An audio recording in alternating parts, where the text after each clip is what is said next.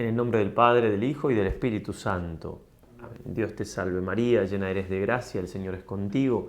Bendita tú eres entre todas las mujeres y bendito es el fruto de tu vientre Jesús. Santa María, Madre de Dios, ruega por nosotros pecadores, ahora y en la hora de nuestra muerte. Amén.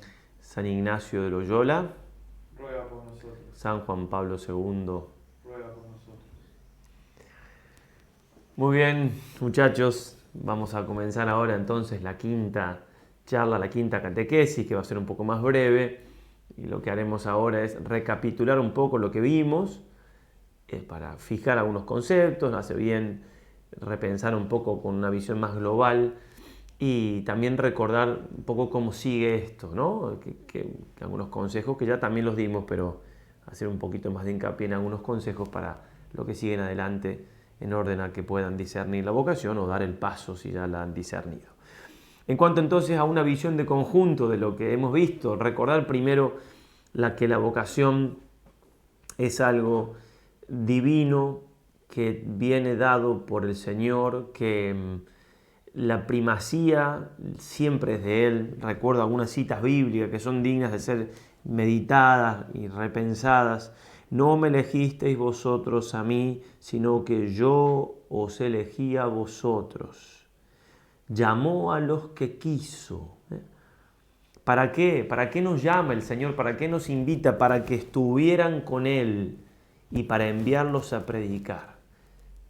Estar con el Señor. Me atrae estar con el Señor, me parece una vida hermosa, digna de ser vivida, compartir con Él. Y nos invita también a negarnos a nosotros mismos, a tomar la cruz y a seguirlo. La cruz tiene que estar presente, como no puedo yo sentir la llamada del crucificado, porque en realidad el Señor vino al mundo para morir en la cruz. Monseñor Fulton Sheen, en ese libro hermosísimo de la vida de Cristo, donde va relatando todos los misterios de la vida del Señor con la sombra de la cruz, cómo está la cruz presente. Dice, todos los hombres vienen al mundo para vivir, Jesús vino para morir. La misión de Él era morir. Ahí cumplió los planes del Padre a cabalidad. Entonces no puedo yo sentirme llamado al sacerdocio si no entreveo que va a ser una vida de cruz, que no significa que no va a ser una vida de alegría, ¿verdad? Y el Señor tampoco anda con vueltas, no nos miente, no es un político en el mal sentido, porque un político puede ser bueno, aunque no los hay muchos, en el mal sentido de que nos quiere convencer. No, el Señor los envío como cordero en medio de lobos. Y también nos promete persecuciones. Bien, la cruz entonces, y la cruz, como va a decir nuestro fundador, es lo que atrae. La cruz es lo que atrae. Si uno quiere presentar la vida religiosa, sacerdotal, como una cosa, pasarla bien. Una vez me acuerdo, un seminarista, un novicio, perdón, había entrado y dice, bueno, pero digo, ¿por qué? ¿Qué te llamó la atención? ¿Por qué con nosotros? Bueno, muchos respondían que la devoción a María Santísima, el cuarto voto, pero no, más de uno decía, bueno, porque acá no estoy tan cómodo como en mi casa. Porque acá hay sacrificio, digamos, hay alguna cosa que ofrecer a Dios, si no... Bien, entonces la cruz tiene que estar presente, ¿no? Negarse a sí mismo, tomar la cruz y seguir al Señor. Y el Señor que nos hace pescadores de hombres, ¿no? También esa dimensión de las almas. Aunque tuviese vocación a la vida contemplativa, el contemplativo no se dedica únicamente a Dios, se dedica también a ofrecer sacrificios y oraciones por las almas. Y todo aquel que haya dejado casas, hermanos, hermanas, padre, madre, hijos o hacienda por mi nombre, recibirá el 100 por uno y le dará la vida eterna. 100 por uno. ¿Quién paga así? Y también esto es de Mateo. En Marcos dice 100 por uno con persecuciones y la vida eterna. Felices cuando os persigan por mi causa, dirá el Señor. Y la confianza, el Espíritu de vuestro Padre hablará por vosotros. Ánimo, yo he vencido al mundo. El Señor no nos deja en ningún momento. Sin mí nada podéis hacer, pero todo lo puedo en aquel que me conforta. Podemos también leer con provecho Jeremías 1, del 5 al 10. Lo leo porque es una vocación muy clara del profeta y que se da así, con algunos matices obviamente distintos, pero se da. Antes de formarte en el seno materno te conocí. Antes que saliera del seno te santifiqué. Para profeta entre las naciones te he constituido. Yo contesté, dice el profeta: ah, Señor Yahvé, he aquí que no sé hablar porque soy un adolescente. Yahvé me respondió: no digas soy un adolescente, sino anda donde quiera que yo te enviare y habla todo cuanto yo te dijere. No tengas miedo delante de ellos, porque yo estoy contigo para librarte. Oráculo de Yahvé. Después extendió Yahvé su mano y tocando mi boca me dijo: he aquí que pongo mis palabras en tu boca.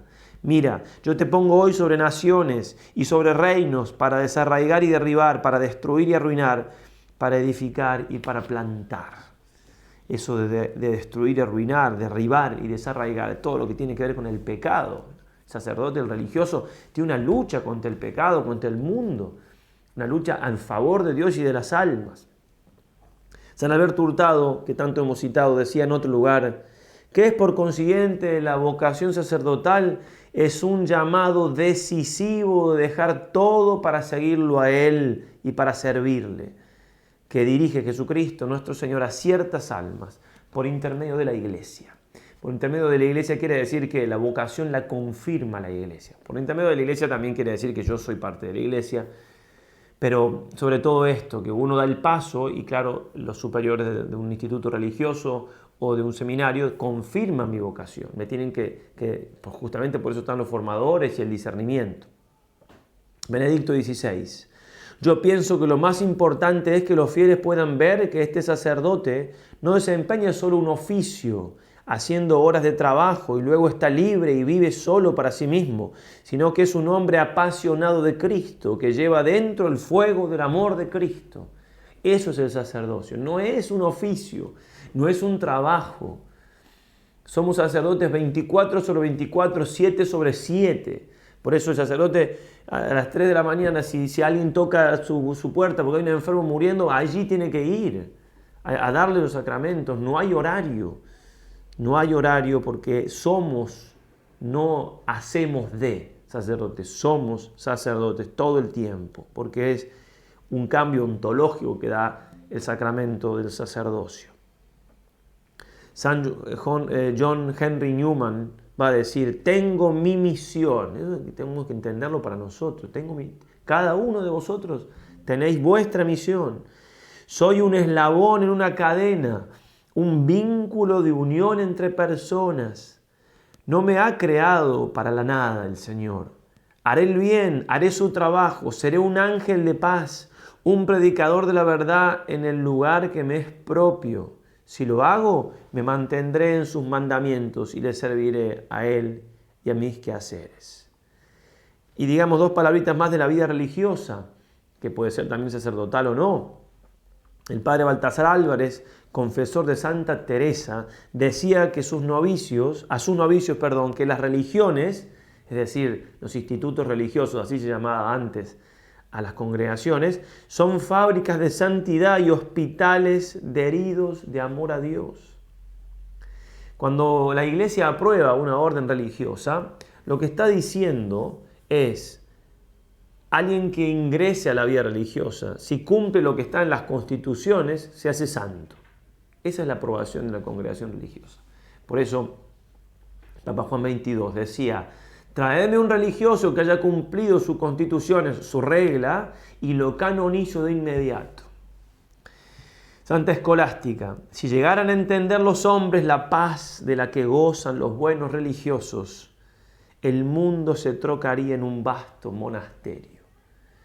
No quiero equivocarme, pero miles eran los que estaban en Cluny, en Francia. Ahora, ya después de la Revolución Francesa y demás, ya pasó a ser parte del Estado, es como un museo. Pero miles, no estoy exagerando, miles de monjes en Cluny, miles. Cuando había fe, se entendía esto. Y había ciudades que eran monasterios.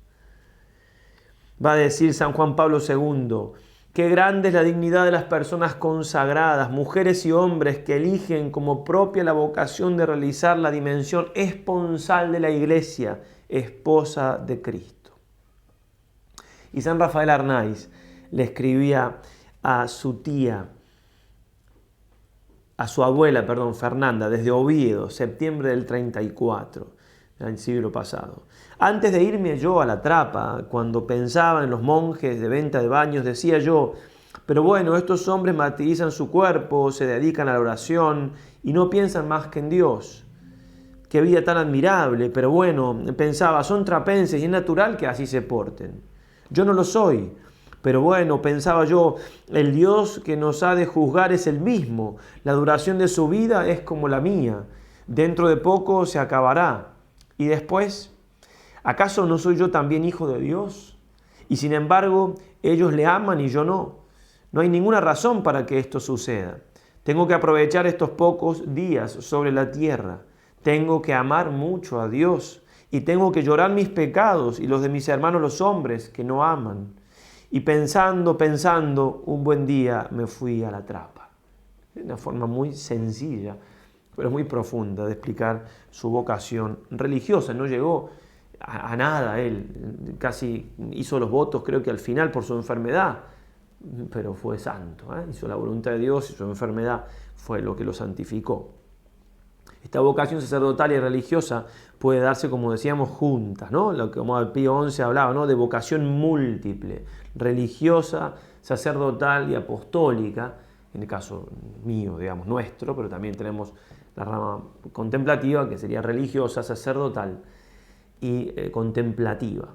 También existen, obviamente, vida religiosa los hermanos. Nosotros tenemos religiosos que son hermanos en votos, pero no son sacerdotes. En proporción son menos cantidad, somos sobre todo un instituto clerical, pero sí también uno puede ser religioso sin ser sacerdote y religioso siendo monje también sin ser sacerdote. Recordemos también que el llamamiento de la vocación es interior, y cuando decimos interior estamos también aclarando que no es un sentimiento, lo hemos dicho, lo recordamos, pero en este mundo que se guía tanto por los sentimientos, ¿cuántas veces escuchamos, yo voy a misa cuando lo siento? ¿Cuántas veces escuchamos matrimonios que se rompen porque yo quiero ser feliz? Cuando se dice ser feliz se está hablando de un plano simplemente sentimental. San Alberto Hurtado: puede acontecer que el sentimiento del llamado esté completamente desprovisto de sensibilidad o emoción, es decir, un sentimiento más profundo que está en el alma, también lo llama sentimiento, ¿no? Porque claro, cuando uno dice sentimiento modernamente, está entendiendo algo más epidérmico, ¿cierto? Pero San Alberto Hurtado, San Ignacio, siglo V, dice San Ignacio, en todas las cartas termina que en todo sintamos la voluntad de Dios. Sentir es un conocimiento que involucra el sentimiento, pero cuando uno dice sentimiento modernamente está hablando de algo más de la superficie, por eso dice, puede estar el sentimiento, el llamado, es decir, siento en mi corazón, en mi interior, en mi alma, una inclinación a, pero desprovisto de sensibilidad o emoción. Él coincide entonces con un juicio de fe y de razón cristiana. Fe y razón, lo que hemos dicho, me guío por la razón, iluminada por la fe. Sigue en esto Santa Teresa diciendo, recuerdo que al abandonar mi casa pensaba que la tortura de la agonía y de la muerte no podía ser peor a la que experimentaba yo en aquel momento. El amor de Dios no era suficiente para ahogar en mí el amor que profesaba a mi padre y a mis amigos. De carne y hueso la santa. Sentía ese tirón del amor del padre, del amor de los amigos, pero no nos podemos guiar por ese sentimiento. También va a decir un poco más largo y hermosamente San Alberto Hurtado, fácilmente es de comprender que tales repugnancias que se pueden sentir ante la vocación no nacen de la ausencia de una verdadera tendencia de la parte superior, sino de las dificultades que ofrece la sensibilidad que presiente lo que tendrá que sufrir. Es raro encontrar la vida de un santo o de un hombre que haya realizado una empresa grande y generosa en la que no se encuentren estas luchas. Ellas no prueban pequeñez de espíritu, sino al contrario una inmensa grandeza de alma. A pesar de que siento esto, yo obro lo otro con la gracia de Dios. Estas repugnancias solo debemos tomarlas en cuenta para alejarnos de un camino que entreveemos el mejor cuando son tan violentas que no dan esperanza alguna de ser superadas. O al menos van a exigir un desgaste tal de energías en combatirlas que nos hacen prever que el joven va a consumir en la lucha la mayor parte de sus fuerzas, viviendo en un permanente reajuste de sus potencias. La lucha no nos debe espantar, sino solo la lucha desproporcionada y estéril. Antes de declararnos en retirada, no dejemos de meditar las fuerzas que da la gracia al que en ella confía. Todo lo puedo en aquel que me conforta. Ni dejemos tampoco de consultar nuestro caso con personas imparciales y de experiencia. En estos casos, con más urgencia aún que en otros, conviene que aquel joven no esté solo en la batalla, lo que decíamos, la dirección espiritual y demás, sino apoyado de un director espiritual experto y comprensivo, a quien tenga toda su alma descubierta.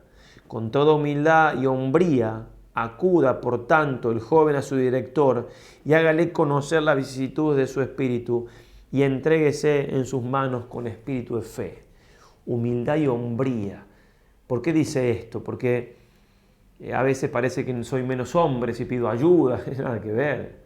El hombre verdadero es el hombre humilde y no podemos solo, necesitamos de la ayuda de los demás. Ya diremos algo más antes de finalizar esta charlita, esta catequesis.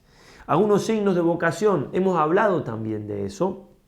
Simplemente recuerdo un texto, en este caso del Papa Pío XI, que en primer lugar les dice a los formadores que no es tan difícil de ver si un joven tiene realmente vocación, y dice, sobre todo, no se ve esto en un sentimiento del corazón o en una sensible atracción.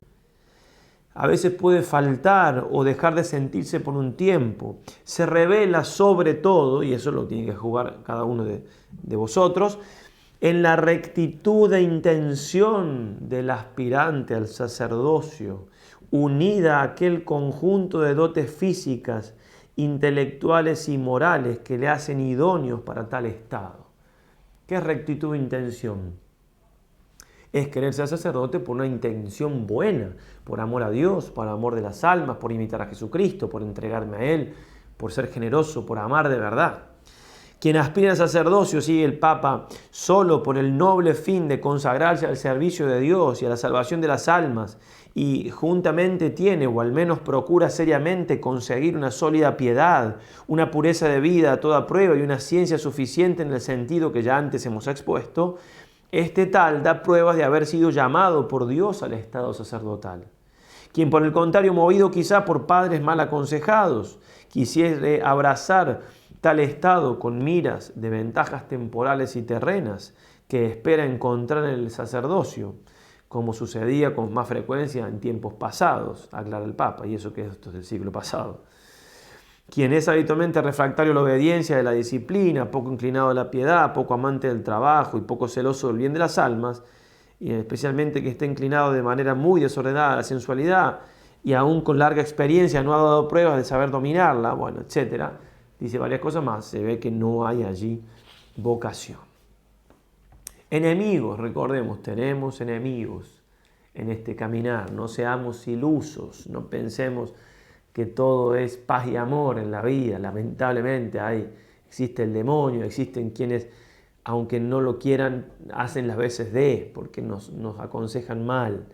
Benedicto XVI dirá, corresponder a la llamada del Señor comporta afrontar con prudencia y sencillez cualquier peligro e incluso persecuciones, ya que un discípulo no es más que su maestro, ni un esclavo más que su amo. Y citan esto, por supuesto, al Señor.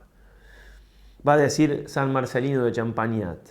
San Juan Crisóstomo, el peor enemigo de la vida religiosa, afirmaba, es el demonio, que pone en juego todas sus artimañas para apartar de la vocación a los que han sido llamados a ella, y cuando no puede nada contra ellos, intenta por lo menos persuadirles de que difieran la ejecución de tal proyecto, y estima que es buena ganancia si logra un retraso de un día, al menos un día, para el ingreso en religión el ingreso en religión o la emisión de los votos.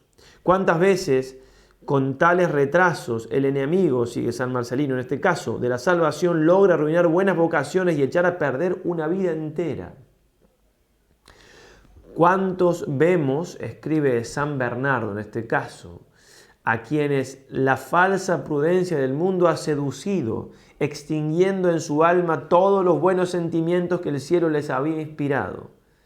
Nada hagáis con precipitación, les había insinuado, pensadlo mucho, volved a examinarlo, San Bernardo. Ya que apuntáis a lo alto, calculad vuestras fuerzas, consultad con los amigos, andad con cuidado, reflexionad y volved a reflexionar. Vais a dar un paso del que tal vez hayáis de arrepentiros más tarde. Todo eso es del demonio, ¿eh? Y San Bernardo lo está diciendo, ¿no? Que algunos dicen hasta que fue padre de la iglesia, siglo XI, pero sea como sea, fue un grandísimo santo y suscitó muchísimas vocaciones, hasta tal punto que las mujeres lo escondían sus novios de que no lo viera San Bernardo porque se lo llevaba por el Espíritu Santo, obviamente. Incluso uno de sus hermanos, él fue y le dijo al hermano que lo tenía que seguir, porque bueno, era un gran santo, no lo puede decir cualquiera, ¿no? Y la esposa dijo, no, prefiero que no sé qué. Y dice, bueno, el año que viene voy a venir, o que esté muerto, o que dejes ir, ya no lo vas a tener. Y pasó un tiempo, se enfermó el hermano, y la esposa le dijo, bueno, vete, no hay problema, con tal de que son casos excepcionales, porque estaba casada, pero digo, el que está diciendo esto, de que el demonio pone estas trabas, de pensarlo, es San Bernardo. Y sigue diciendo el santo, esto citado por San Marcelino Champagnat, santo más santo. Esa es una sabiduría terrena y animal, pensarlo. Rayana a la locura, enemiga de Dios y de vuestros verdaderos intereses. Engendra tibieza e infidelidad a la gracia, provoca náuseas al mismo Dios que os va a vomitar de su boca y alejar de su corazón. San Bernardo, ¿Cuántas vocaciones, sigue San Marcelino, se han echado a perder? ¿A cuántos jóvenes ha descarriado y arrojado al infierno? Estamos hablando de un acto de predilección de Dios, un acto de amor de Dios, y que yo, por fútiles motivos, le digo, no, todavía no. ¿Qué mujer es capaz de esperar a un hombre así indefinidamente? No, todavía no, porque y no la carrera, y no lo otro, y no. Hasta una mujer se cansaría. Digo, ya está, me busco otro. Porque, claro, el amor no es así. Y nosotros podemos, con la vocación, decir lo mismo a Dios. Por último, digamos algo sobre la respuesta. Ya como venimos diciendo, ¿no? La respuesta implica que uno tiene que entender la grandeza de la vocación y por tanto no demorarla. Dice Benedicto XVI, la naturaleza misma del amor requiere opciones de vida definitivas e irrevocables. Me dirijo en particular a vosotros, queridos jóvenes, no tengáis miedo de elegir el amor como la regla suprema de la vida. No tengáis miedo de amar a Cristo en el sacerdocio, y si en el corazón sentís la llamada del Señor, seguidlo en esta extraordinaria aventura de amor. Y miren los consejos que daba mamá Margarita a San Juan Bosco. Esto es una madre santa. Y bien, hijo, lo que yo tengo que decirte es que debes examinar primero cuál sea tu verdadera vocación y luego seguirla sin mirar atrás, a nada ni a nadie. Antes la salvación de tu alma, eso es lo primero. Don Dassano, sacerdote, quiere que yo te niegue el permiso para ser fraile, porque el día de mañana puedo necesitar de ti. Y yo te digo, en estas cosas yo no entro. Eso es una madre, ¿eh? Yo de ti no quiero nada, ni espero nada. He nacido en la pobreza, he vivido en la pobreza, quiero morir en la pobreza. Y ahora te digo solamente que si te hicieses sacerdote y por desventura llegases a ser rico, yo no iría nunca más a verte. Recuérdalo bien. Yo no quiero nada ni espero nada de ti. Está diciendo de cosas materiales. Lo que quería esta madre es que él fuese santo. Claro, pues. Eso sí. Eso es una madre. ¿Qué quiere una madre? Que el hijo sea santo. Y si para ser santo tiene que morir en el instante, que muera. ¿Sí? Como la madre de los macabeos. ¿Sí? Los 7 hijos perdió. Los 7 hijos. Y cuando los quería matar, el rey le dijo, bueno, dígale, el enviado del rey, dígale a su hijo, le queda uno, que no muera. Entonces en lengua materna, fue y le dijo, ¿no? Eso está en el libro de los Macabeos, que los sabrán. Le dijo, como no podía entender el otro, porque era lengua materna y no la conocía, le dijo, mira, yo no sé cómo viniste a mis entrañas, Dios me ha dado a ti como un regalo, entrégate por ese Dios. La animó a morir y después murió ella. Eso es una madre. No miréis lo que dejáis, dirá San Juan Pablo II. Mirad más bien, lo que recibís. No os quedéis en la renuncia, mirad el don y la gracia recibida. San Alberto Hurtado. Y esta es la misión del sacerdote. Con profundo temblor lo confieso, la más grande, la más sublime, la más necesaria misión que existe sobre la tierra. Los muertos a la verdadera vida en los planes ordinarios de la divina providencia no resucitan sino al imperio de la voz del sacerdote. Por eso lo dice con profundo temblor, temblor que tenemos que tratar nosotros los sacerdotes de no perderlo, de no acostumbrarnos a que Dios nos obedezca. ¿Cómo puede ser que yo, vil criatura, pecador, limitado, pequeño, tomo pan y digo esto es mi cuerpo y Dios me obedece? Y le digo a una persona, yo te absuelvo de tus pecados y Dios me obedece. Es una cosa demasiado grande para entenderla. Es que no la entendemos del todo nunca, ¿eh? Porque habría que entender a Dios y a su poder y a su misericordia. Por último, los consejos que algo dijimos ayer para lo que sigue. Bueno, primero, vida de gracia, vida de gracia, vida de gracia. No perder la amistad con el Señor. Y esto son cosas que van unidas. O sea, si yo no sé cuál es mi vocación todavía, o ya la he visto y no doy el paso, todo lo que hago y que me separa de la vocación me va a separar de la gracia y me va del calor del Señor, del fuego del Espíritu Santo, y va a hacer que termine perdiendo la gracia. Alguna vez con un joven con vocación hablábamos lo siguiente, como él me planteaba el momento de su vida que estaba viviendo, ¿no? Como quien llega en una montaña rusa, llega al borde, ¿no? Hacia la parte de arriba, subió. Y decir, bueno, si yo no me tiro con confianza hacia abajo, es decir, si no me entrego al Señor, no me puedo quedar ahí. Naturalmente voy a empezar a bajar, voy a empezar a volver, ¿no? Y esto es así en la vida espiritual en general. En la vida espiritual el que no avanza retrocede. Es una enseñanza muy clásica en la vida espiritual. Y en este caso estamos diciendo, si yo vi la vocación, no doy los pasos, voy a empezar a ir para atrás, no se puede. O si no sé todavía cuál es y no sigo dando pasos para terminar de definirla con la gracia de Dios, voy a empezar a ir para atrás. Mantenerme en gracia, mantenerme cerca del calor del corazón de Jesús, no alejarme de Él. Y en este sentido, muy importante es la oración. Mi vida espiritual crece en la medida que crece mi oración.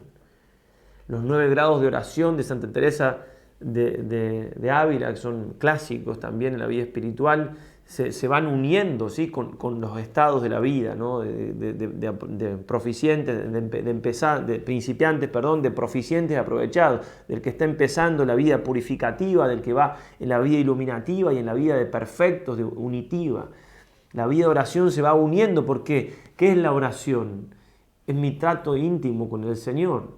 Y yo no puedo tener un trato muy íntimo con el Señor de caridad profunda, de entrega, y después en la vida ser otra cosa. Sería como una dicotomía, una especie de bipolaridad espiritual. La vida de oración va muy unida a la vida en general, es un reflejo y ambas se retroalimentan. Por eso va a decir, por ejemplo, San Alfonso María de Ligorio, que el que está en pecado no deje la meditación, la oración profunda, porque oración vocal puede hacer uno quizá distraído, pero la meditación es entrar en mí mismo y buscar al Señor en mi corazón, aunque si estoy en pecado no lo tengo en la gracia, pero el Señor me ve y puedo entrar en comunicación con Él o ante el Santísimo Sacramento. Porque a la larga o a la corta va a decir el santo, o se deja una cosa o se deja otra. Porque qué martirio es ir a estar en silencio ante Jesús en la Eucaristía y estar en pecado. Jesús me está diciendo todo el tiempo, mira, morí por ti, mira cómo estás, por favor vuelve a mí, arrepiéntete de tus pecados. O me arrepiento de los pecados o me voy. Entonces la oración es trascendental para estar en gracia, pero también para esto de la vocación. Va a decir el Papa Benedicto XVI en una homilía en la visita pastoral en Italia en el 2010.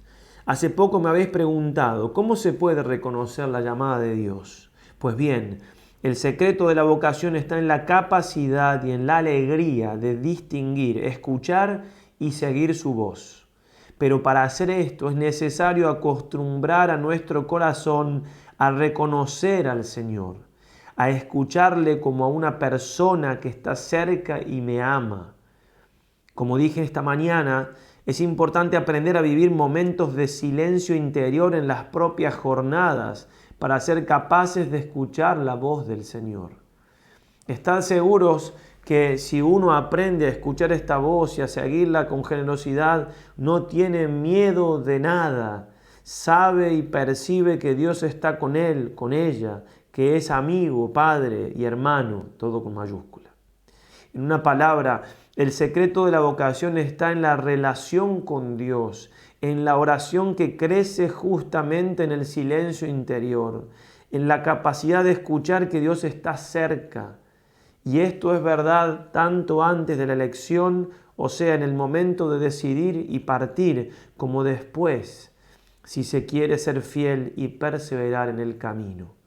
San Pedro Celestino fue, antes de todo esto, un hombre de escucha, de silencio interior, un hombre de oración, un hombre de Dios. Queridos jóvenes, encontrad siempre un espacio en vuestras jornadas para Dios, para escucharle y hablarle. Otro consejo que dábamos, además de la vida de gracia, de la oración, es la dirección espiritual. Para una persona que se toma en serio la vida espiritual, por lo general es regla que necesita un director espiritual, no es un lujo. Y si hablamos entonces también nosotros de la vocación sacerdotal, con más razón. Habíamos citado al Papa, no lo voy a citar de nuevo, el texto tan hermoso de Pablo VI, simplemente un par de textos de la dirección espiritual en general. San Juan de la Cruz va a decir, San Juan de la Cruz, a ver qué pasa cuando uno recibe una luz superior. ¿Cómo sé si eso es don de Dios? Dios es amigo, dice, lo leo, porque Dios es tan amigo que el gobierno y trato del hombre sea también por otro hombre semejante a él, y que por razón natural sea el hombre regido y gobernado, que totalmente quiere que las cosas que sobrenaturalmente nos comunica no les demos entero crédito, ni hagan en nosotros confirmada fuerza y segura hasta que pasen por este arcaduz humano de la boca del hombre. Y así siempre que algo dice o revela al alma, lo dice con una manera de inclinación puesta en la misma alma a que se diga a quien conviene decirse. Y hasta esto no suele dar entera satisfacción, porque no la tomó el hombre de otro hombre semejante a él. Es impresionante esto. Es la regla que Dios tiene. A San Pablo, sí, Jesús le tiró el caballo, pero le dijo, ve a hablar con Ananías. Y más de una vez ha pasado, por ejemplo, la Santa Teresa de Ávila. Santa Teresa de Ávila primero había escrito todo lo que ella había pasado interiormente, lo que Jesús le había revelado, pero hasta que no lo vio San Juan de Ávila y le dijo si esto está bien, no lo quiso publicar en ningún lado. Santo temor de si esto será de Dios o no. Y también que Dios le decía algo, Jesús le decía que hiciera una cosa, y después iba al confesor y el confesor le decía que no, y volvía a Jesús y decía, pero Jesús, bueno, Él habla por medio mío. Sí, perdón, Él habla en mi lugar. Entonces, y después Jesús se ocupaba de cambiarle el corazón al confesor y entonces le decía lo mismo que decía él. Por supuesto que uno tiene que ver, por eso justamente, con quién se dirige. Lo decíamos ya antes, San Juan de la Cruz, vea en qué mano se pone, porque tal es el Padre, tal es el Hijo. Porque uno puede ponerse en manos de alguien que me va a decir lo que yo quiero que me diga, ¿eh? Yo lo conozco, este cura, yo le pregunto tal cosa, me va a decir tal otra. No, bueno, yo tengo que ir a aquel que sé que me va a decir las cosas aunque me duelan, ¿eh? Que es recto y que no quiere quedar bien conmigo, quiere quedar bien con Dios. Eso es importante. Y cuando fue Hernando de Talavera, a confesar a la reina Isabel la Católica, en ese tiempo se estilaba de que el sacerdote estuviera de rodillas y la reina estuviera de rodillas. El sacerdote porque confesaba a la reina y la reina porque se confesaba. Y llegó y el padre Hernando estaba sentadito. Entonces la reina dice, pues ¿cómo? Y le dice, aquí yo soy el juez, porque hago la veces de Jesús. Usted es la penitente, usted de rodillas, yo sentado. Y la reina, claro, si hubiera sido una reina soberbia, engreída, lo que sea, se hubiera enojado, se hubiera molestado. Como era una santa mujer, pensó en sus adentros, este es el hombre que yo quiero para que me dirija. ¿Y por qué? Porque era un hombre que no tenía respeto humano. Si la reina lo echaba del palacio, ¿qué importa? Si él lo hacía, él lo hacía en conciencia que tenía que hacer eso, que estaba perfecto, listo. Y dicen los biógrafos que no tomó decisiones ella, no solamente personal, sino de gobierno, sin pedirle a él consejo. Dice San Antonio Abad, he visto monjes que después de muchos años de trabajos cayeron y llegaron hasta la locura por haber contado con sus propias fuerzas y no haber aceptado el mandamiento de Dios que dice, interroga a tu padre y te lo enseñará. San Bernardo, quien se constituyese en maestro y director de sí mismo, se haría discípulo de un necio.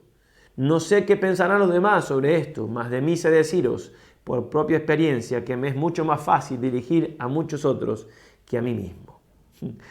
Si lo dice San Bernardo, ¿qué queda para nosotros? Por último, San Vicente Ferrer. Nunca Jesucristo otorgará su gracia, sin la cual nada podemos hacer, a quien teniendo a su disposición un varón capaz de instruirle y dirigirle, desprecia esta ayuda, persuadido de que se bastará a sí mismo y de que encontrará por sí solo lo que es útil para su salvación. San Ignacio de Loyola, atacado de escrúpulos, fuertísimos escrúpulos, preguntaba a un sacerdote, nadie lograba decirle lo necesario pero él preguntaba y le decía a Dios, si tengo que ir detrás de un perrito para que me diga lo que tengo que hacer, iré. Eso es humildad y eso es entender la providencia divina en estas cosas.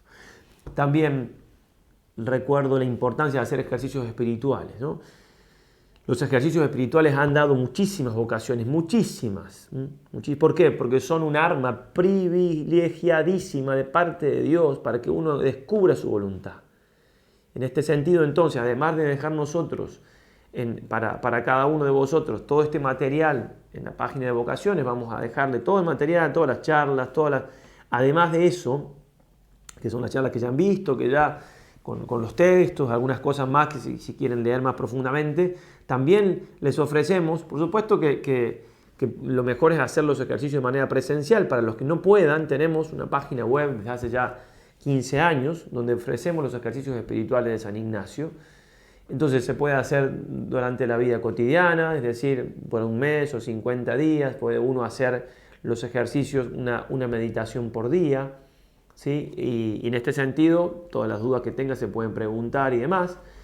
Pero también, además de eso, en la página de ejercicios pueden ver las fechas del lugar donde se encuentran, ¿no? Entonces, la página de ejercicios tenemos, como pueden ver en pantalla, entonces, para hacerlo en la vida cotidiana, la tanda de 30 días y la tanda de 50 días, una meditación por día. Si no, también pueden hacer en retiro. Tengo 3 días libres. Bueno, nos escriben o eligen algunas otras opciones que hay, lo pueden hacer en retiro en algún lugar, en algún monasterio, en la casa, y le damos un horario y demás, y siempre un sacerdote que los asista, por supuesto. Y también las fechas, que pueden ver en qué lugar se encuentran, qué fechas hay, las más cercanas, para hacer de manera presencial. Aquí en España tenemos varias fechas, tenemos aquí en Manresa casi todos los meses, etc.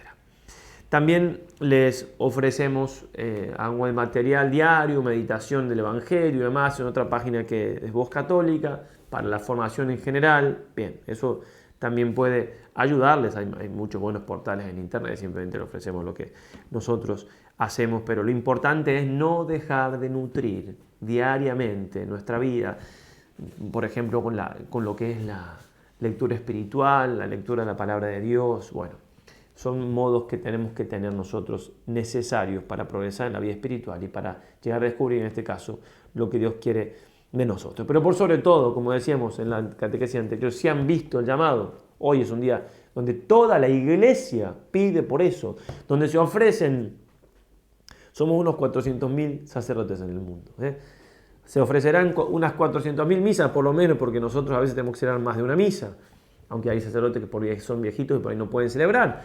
Unas 400.000 misas se celebran hoy por esta intención. Entonces, si hoy sienten el llamado, lo que decíamos anoche, vamos, no esperar hasta mañana para ir ante el Señor, escribirlo, dejarlo sentado y después ir dando pasos firmes para concretar ese llamado de Jesús, esa predilección de amor. Y por supuesto, no nos vamos a cansar de decir la devoción a María, el Santo Rosario, agarrarse del rosario y no soltarse, que es como agarrarse del manto de la Virgen, que ella nos lleve a Jesús, que ella nos muestre lo que el Señor quiere. Ella es la madre de las vocaciones, también es la madre. Somos hijos predilectos de ella, los sacerdotes, no por mérito nuestro, sino porque hacemos las veces de Jesús. Por eso también un cariño muy grande a María. Es un gran y hermoso camino y seguro de descubrir la vocación y de dar el paso si ya la hemos descubierto. Podemos seguir en contacto, lo que les haga falta. Por supuesto, aquí estamos, que como ya lo hemos dicho, citando a San Luis Orione, una de las cosas más importantes que tiene que hacer el sacerdote en su vida es ver a quién le va a dejar la estola y la patena. Es decir, qué vocaciones va a suscitar. O sea, ¿a quién va a ayudar a encontrar el camino del Señor? Porque nos morimos en cualquier momento. Acá lo importante es Jesús, lo importante las almas, lo importante que sigan esto de acercar almas a Dios, de darle gloria por medio del sacerdocio. Ave María Purísima, sin pecado concebida. Agrego esto, y es porque cuando terminamos vino el momento de las preguntas y me di cuenta de que podía ser provechoso, por un lado, leer un testimonio de los ejercicios espirituales por internet, que voy a leerlo ahora a continuación, y después decir algo de la consagración a María Santísima. Ambos temas salieron en las preguntas. Miren lo que escribe Guillermo, es uno de tantos, de cientos testimonios de ejercicios espirituales. Él dice que hizo ejercicios espirituales por internet un año, y este año lo hizo por segunda vez, que lo ayudó además de la página de ejercicios, que es ejerciciosive.org, también la plataforma de Telegram le ayudó, de Telegram, ¿sí? Y se resumo mi experiencia. Hice los ejercicios de 30 días, ¿sí? Una meditación por día, 30 días. Diariamente tenía una ansiedad por no perderme de nada, de no fallar, pero también tenía mucha alegría al descubrir tantas cosas de mí que estaban cubiertas por polvo, entre comillas polvo. Doy fe que gracias a estos ejercicios pude superar muchos de mis pecados veniales voluntarios. Así doy gloria a Dios por poner en mis manos tan hermosa herramienta para la búsqueda de la santidad. Hoy me he convertido en un apóstol de los ejercicios espirituales, así como de la consagración al Inmaculado Corazón de María. Esto hay que vivirlo para creerlo. Y le digo a todo el mundo, si todo cristiano, sobre todo los adolescentes, tuvieran la experiencia de los ejercicios, así sea una vez, este sería definitivamente un mundo mejor. Todo para la mayor gloria a Dios, y seguimos con grande ánimo y liberalidad. Son palabras de San Ignacio. Eso entonces, y también recordar que puede ser de mucho provecho para la santidad y para la vocación, no solamente la devoción a María que dijimos, sino también la consagración a María según el método, la forma que presenta San Luis María Guión de Montfort, que también la ofrecemos en la página vozcatólica.com. Se hace dos veces al año, una vez es en mayo, estamos ahora en mayo. Entonces pueden aprovecharla mucho porque es una espiritualidad, o sea, es como que la mejor manera de tener amor a la Virgen la presenta San Luis María allí, ¿no? Es medio insuperable en ese sentido.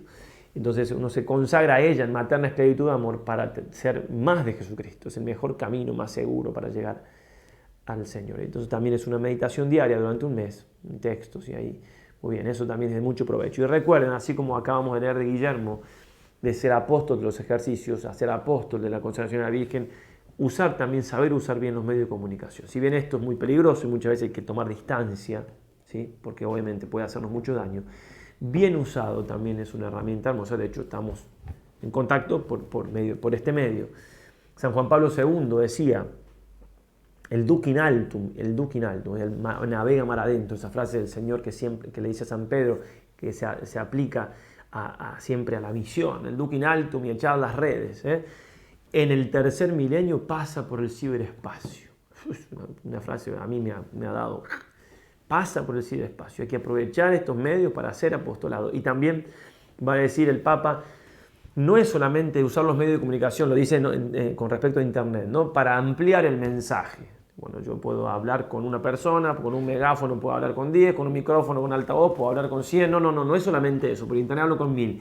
Dice, hay que incorporar el mensaje evangélico a esta nueva cultura de los medios de comunicación. Es muy fuerte. Por eso, en lo que puedan, los que nos quieren ayudar, nos avisan, pero en lo que puedan también difundir en los estados, mandar. Repito, tiene sus peligros y esto muchas veces hay que tomar distancia, no hay duda, pero también verle esa parte porque obviamente son herramientas que bien usadas pueden llegar a muchas almas, como probablemente haya llegado esta jornada a vuestros móviles, a vuestros ordenadores, computadoras, y por eso estamos aquí en contacto. Muy bien, era para decirle eso, me parecía importante agregarlo. Ave María y adelante.